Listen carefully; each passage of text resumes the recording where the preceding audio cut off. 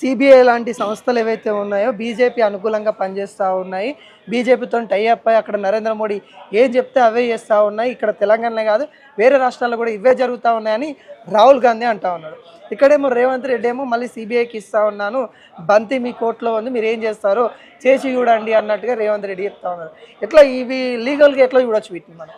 అంటే మీరు అదే మీరన్న మాటల్లోనే క్లియర్గా తెలుస్తుంది కదా. ఇప్పుడు సిబిఐ అనేది రియల్గా కూడా మోడీ ఈడీ సిబిఐ ఇవన్నీ కూడా రాహుల్ గాంధీ అంటున్నారు. ఆ విషయాలన్నీ కూడా రాహుల్ గాంధీని అనుకుంటూ వచ్చిండు. అంటే ఇప్పుడు వీళ్ళ స్టాండ్ అనేది వీళ్ళే చెప్పాలి. అక్కడ రాహుల్ గాంధీ ఒక మాట అంటారు, ఇక్కడ రేవంత్ రెడ్డి ఒక మాట అంటారు, మళ్ళీ తన దాకా వస్తే రేవంత్ రెడ్డి ఒక మాట అంటారు, మళ్ళీ సిబిఐ గురించి కానీ ఇప్పుడు ఉత్తమ్ కుమార్ రెడ్డి గారు కానీ ఇప్పుడు ఏదైతే ఈ కమిషన్స్ అన్ని ఎంక్వైరీస్ ఏవైతే అంటున్నారో ఈ కమిషన్స్ ఒకవేళ పెడితే కూడా అసలు ఏంటి కాన్స్టిట్యూషనలా అన్కాన్స్టిట్యూషనలా సిబిఐకి ఇవ్వడం అనే విషయాలు కూడా వీళ్ళు ఎన్నో రకాలుగా అగేన్స్ట్గా చెప్పిన వాళ్ళు. మళ్ళీ ఇప్పుడు ఈ విషయం వచ్చేసరికి మరి అంత సపోర్టివ్గా మాట్లాడుతుండడం అయితే ఈ రెండు కోణాలని ఏదైతే ఇట్స్ నాట్ కరెక్ట్.